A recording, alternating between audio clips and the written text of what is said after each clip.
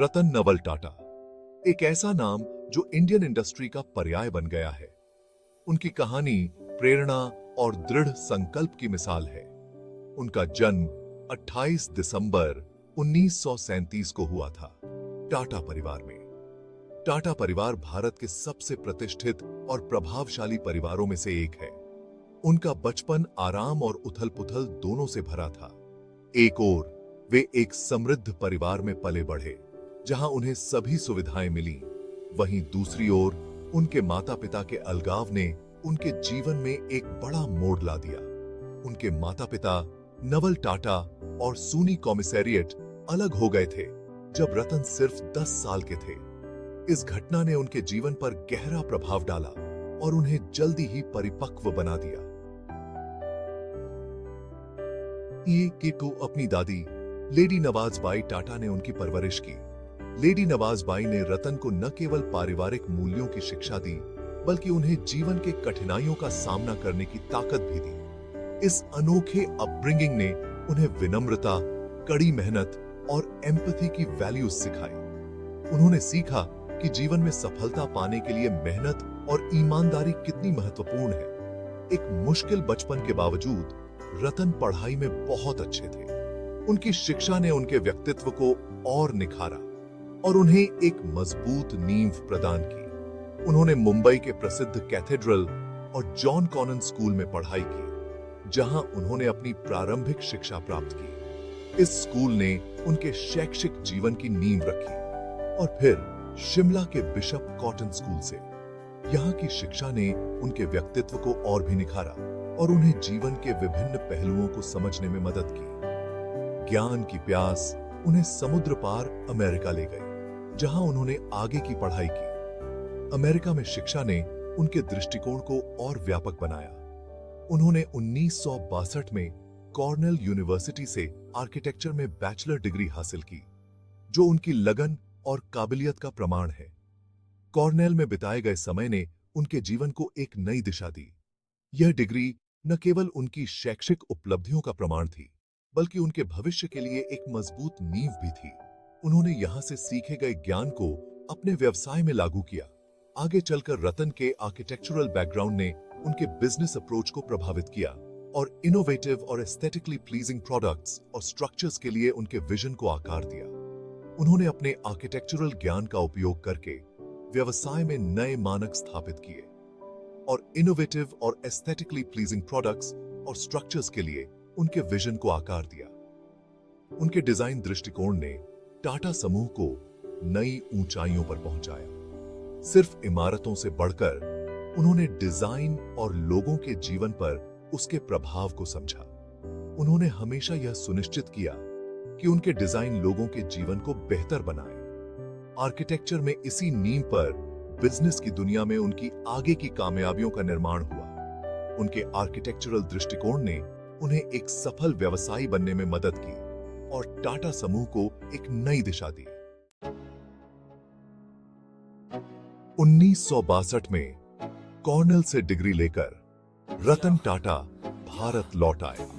यह उनके जीवन का एक महत्वपूर्ण मोड़ था, क्योंकि वे अब अपने परिवार के प्रतिष्ठित व्यवसाय टाटा ग्रुप में शामिल होने जा रहे थे और टाटा ग्रुप अपने परिवार के बिजनेस में शामिल हो गए।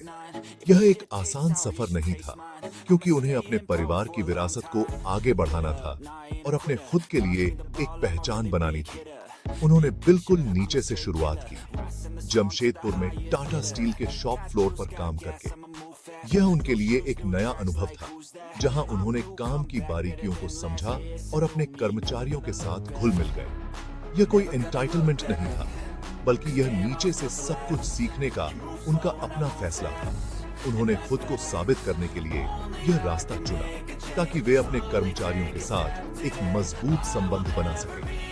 उन्होंने फैक्ट्री के वर्कर्स के साथ काम किया, मैन्युफैक्चरिंग की हकीकत और काम की इज्जत को करीब से जाना। यह उनके लिए एक आई ओपनर था, जिसने उन्हें सिखाया कि मेहनत और समर्पण का क्या महत्व है। इस अनुभव ने उनके मन में वर्कफोर्स के लिए गहरा सम्मान और इंडस्ट्रियल ऑपरेशंस की बारीकियों की गहरी समझ पैदा की। उन्होंने देखा कि कैसे छोटी छोटी चीजें बड़े परिणाम ला सकती हैं और कैसे हर कर्मचारी का योगदान महत्वपूर्ण होता है। यह एक बैप्टिज्म बाय फायर था जिसने उनके व्यक्तित्व को निखारा और उन्हें आगे आने वाली चुनौतियों के लिए तैयार किया। उन्होंने सीखा कि कैसे कठिन परिस्थितियों में भी धैर्य और दृढ़ संकल्प बनाए रखना चाहिए। टाटा स्टील में उनके शुरुआती साल चुनौतियों से भरे थे। उन्हें कई बार कठिन निर्णय लेने पड़े और अपने विचारों को साबित करने के लिए संघर्ष करना पड़ा। स्टील इंडस्ट्री टर्बुलेंस का सामना कर रही थी और रतन को एक स्ट्रगलिंग यूनिट को टर्न अराउंड करने का काम सौंपा गया। यह उनके लिए एक बड़ी जिम्मेदारी थी, लेकिन उन्होंने इसे एक अवसर के रूप में देखा। उन्हें एस्टैब्लिश्ड प्रैक्टिसेस और स्केप्टिकल वेटरन्स के रेजिस्टेंस का सामना करना पड़ा। कई लोग उनके नए विचारों को स्वीकार करने के लिए तैयार नहीं थे, लेकिन रतन ने हार नहीं मानी।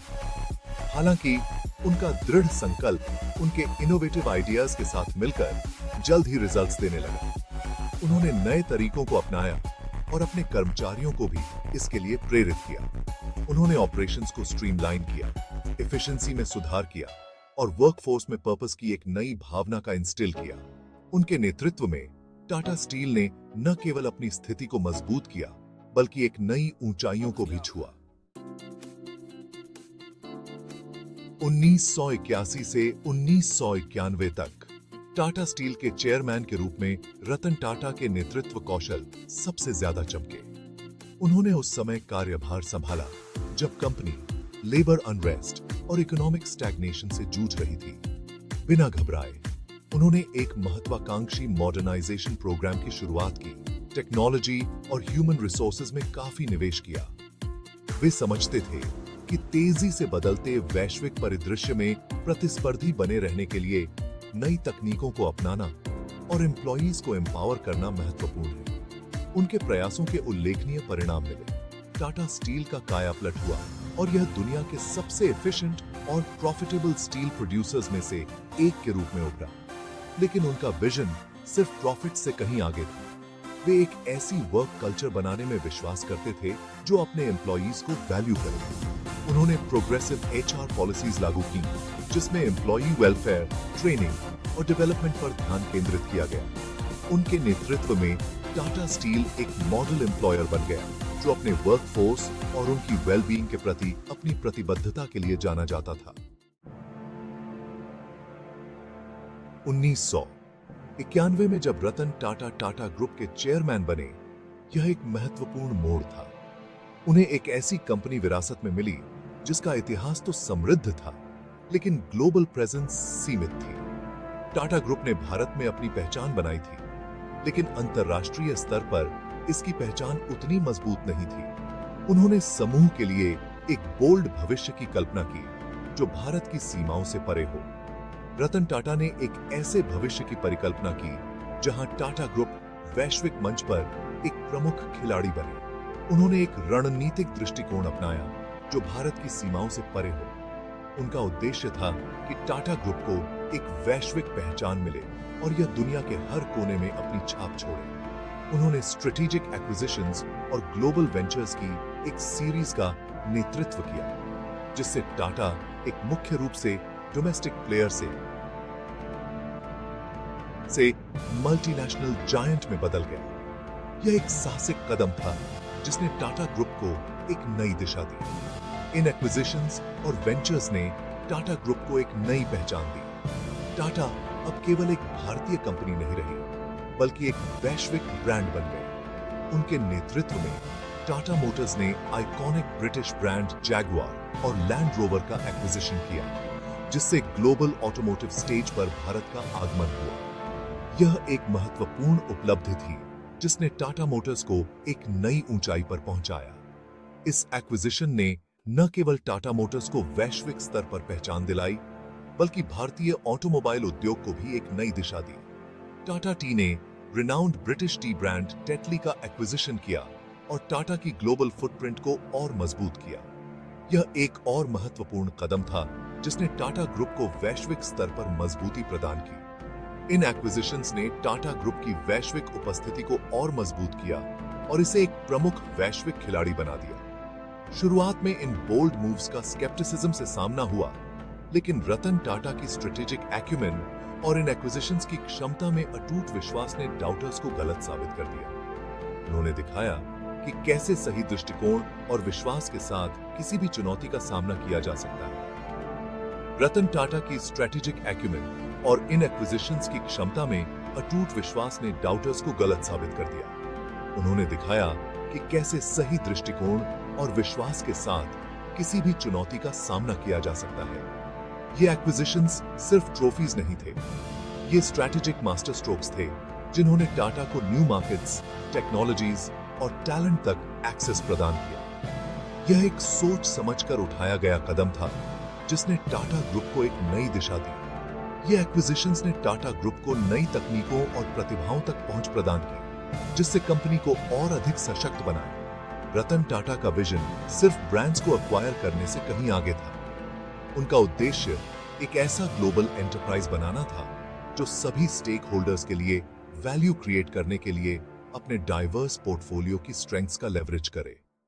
यह एक व्यापक दृष्टिकोण था जिसने टाटा ग्रुप को एक नई ऊंचाई पर पहुंचाया।